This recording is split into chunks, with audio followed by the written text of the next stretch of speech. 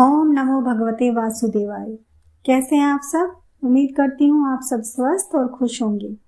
आज की इस वीडियो में मैं आपके लिए लेकर आई हूँ माघ पूर्णिमा व्रत की कथा। माघ पूर्णिमा व्रत के दिन ये कथा पढ़ने से दान करने जितना पुण्य मिलता है और पूजा करने के बाद माघ पूर्णिमा व्रत की कथा जरूर सुननी चाहिए।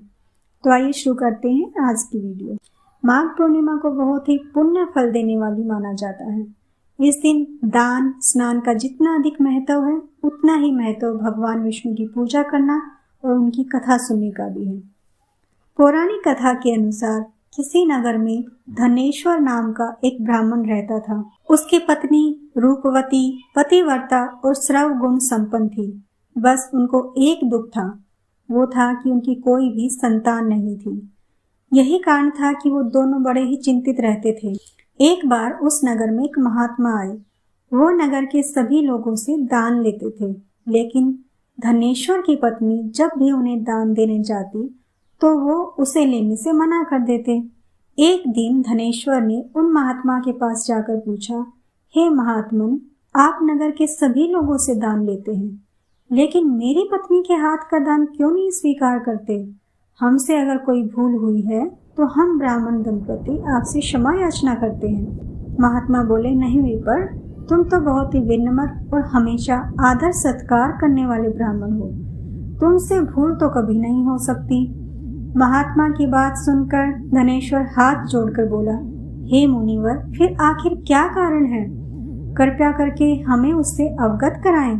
इस पर महात्मा बोले, हे विपर, तुम्हारे कोई संतान नहीं है और जो दंपति निसंतान हो उसके हाथ से भिक्षा लेना अधम या पापी के हाथ से भिक्षा ग्रहण करने के समान है। तुम्हारे द्वारा दिया गया दान लेने के कारण मेरा पतन हो जाएगा। बस यही कारण है कि मैं तुम दंपति से दान स्वीकार नहीं कर सकता। महात्मा के ये वचन सुनकर धनेश्वर उनके चरणों में गिर पड़ा और विनती करते हुए बोला, हे महात्मन, संतान ना होना ही तो हम पति पत्नी के जीवन की सबसे बड़ी निराशा है। यदि संतान प्राप्ति का कोई उपाय हो तो बताने की कृपा करें। हे मुनिवर, कृपया करें। ब्राह्मण का दुख देखकर महात्मा बोले, तुम्हारे इस कष्ट का एक निवारण अवश्य है। तुम 16 दिनों तक श्रद्धापूर्वक काली माता की पूजा करो। माँ खुश होंगी तो उनकी कृपा से अवश्य तुम्हें पुत्र रत्न की प्राप्ति होगी। इतना सुनकर धनेश्वर बहुत ही खुश हुआ। उसने कृतज्ञता पूर्वक महात्मा का आभार प्रकट किया और घर आकर पत्नी को सारी बात बताई।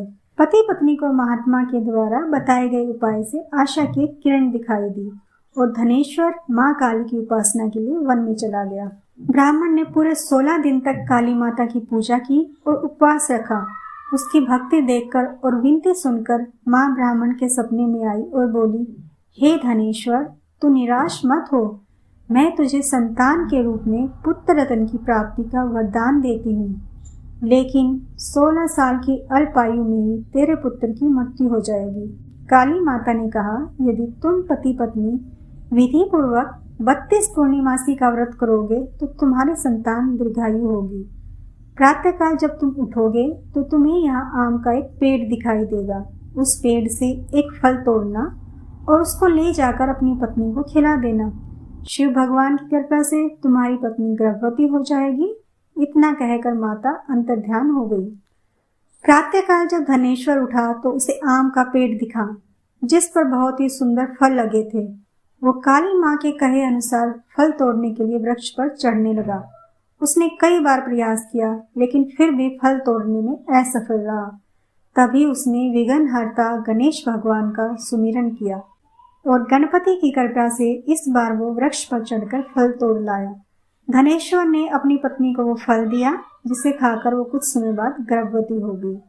दंपति काली माँ के निर्देश के अनुसार हर पूर्णिमा पर दीप जलाते रहे। कुछ दिन बाद भगवान शिव की कृपा हुई और ब्राह्मण की पत्नी ने एक सुंदर बेटे को जन्म दिया जिसका नाम उन्होंने देवीदास रखा। जब पुत्र 16 वर्ष का होने को हुआ तो माता पिता को चिंता होने लगी कि इस वर्ष उसकी मृत्यु निश्चिंत है। दंपति ने देवीदास के मामा को बुलाया और कहा, तुम देवीदास को विद्या अध्ययन के लिए काशी ले जाओ और 1 वर्ष के बाद ही वापस आना।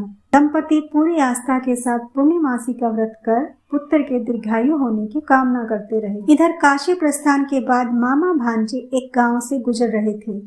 वहां एक कन्या का विवाह हो रहा था, परंतु विवाह होने से पूर्व ही उसका वर अंधा हो गया। तभी वर के पिता ने देवीदास को देखा और मामा से कहा, तुम अपना भांजा कुछ समय के लिए हमें दे दो, विवाह संपन्न हो जाए उसके बाद ले जाना।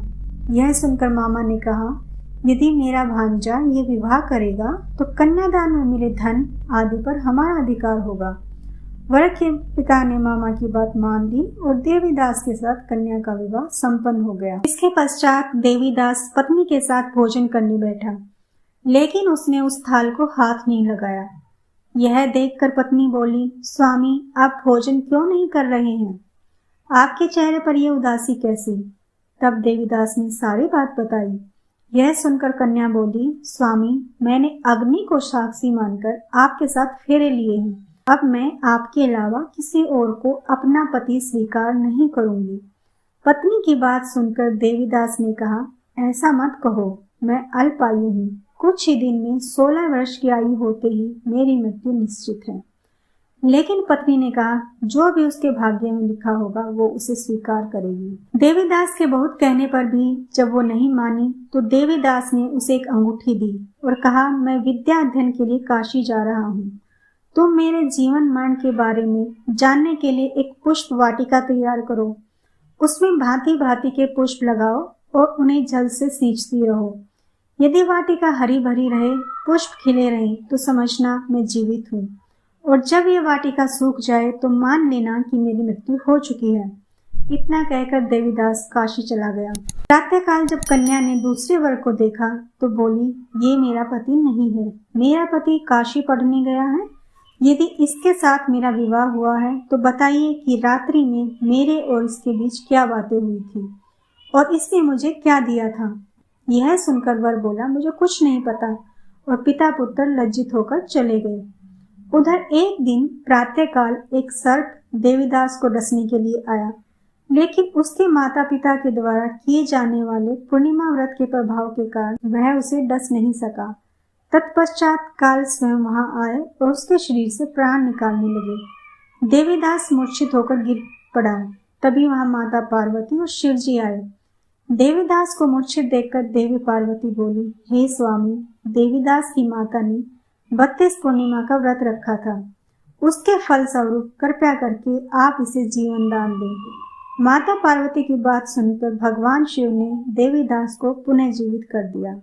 इधर देवीदास की पत्नी ने देखा कि पुष्प वाटिका में एक भी पुष्प नहीं रहा। वो जान गई कि उसके पति की मृत्यु हो चुकी है और रोने लगी। तभी उसने देखा कि वाटिका पुनः हरी भरी हो गई है। यह देखकर वो बड़ी खुश हुई। उससे पता चल गया कि देवीदास को प्राणदान मिल चुका है। जैसे ही देवीदास 16 वर्ष का हुआ, मामा भांजा काशी से वापस चल पड़े। रास्ते में जब वो कन्या के घर गए तो उसने देवीदास को पहचान लिया और बड़ा खुश हुई। धनेश्वर और उसकी पत्नी भी पुत्र को जीवित पाकर खुशी से भर गए। एक मान्यता है कि जो स्त्रियां श्रद्धापूर्वक पूर्णिमा का व्रत रखती हैं और कथा सुनती हैं, उन्हें संतान का सुख मिलता है, सौभाग्य मिलता है, संकट से मुक्ति मिलती है और समस्त मनोकामनाएं पूरी होती हैं। उम्मीद है आपको ये कहानी अच्छी लगी होगी। धन्यवाद। राधे राधे।